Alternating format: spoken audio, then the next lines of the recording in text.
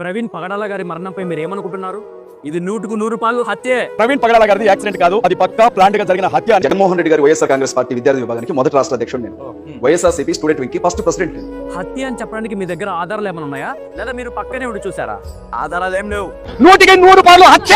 ఈ కూటమి ప్రభుత్వం నిప్పు తేల్చకపోతే కనుక రాష్ట్ర వ్యాప్తంగా ప్రతి గ్రామంలోనూ ప్రతి పట్టణంలోనూ నిరసనలు తెలియజేస్తాం. మరి ప్రవీణ్ గారి భార్య సోదరుడు ఈ మరణాన్ని రాజకీయాలకు వాడుకోవద్దని, మతాలను ఇరికించొద్దని కూటమి ప్రభుత్వం బాగా పనిచేస్తుందని అంటున్నాడు. వాళ్ళ కుటుంబంతో మాకేం పని? చంపబడింది క్రైస్తవుడు, చంపింది కూటమి ప్రభుత్వం. ఒక్క క్షణం బైబిల్ పక్కన పెడితే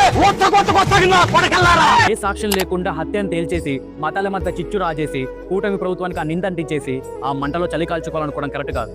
హిందూ ముస్లిం క్రైస్తవులు అన్నదమ్ముల్లా కలుస్తున్న ఆంధ్రప్రదేశ్ ని మీ రాజకీయ లబ్ధి కోసం ముక్కలు చేయకండి. మతాల వివక్షతో మా మధ్య విధ్వంసం సృష్టించకండి. పొట్టి శ్రీరాములు ప్రాణత్యాగంతో తెచ్చిన తెలుగు నేలని మరోమారు మతాల పేరుతో చీల్చకండి.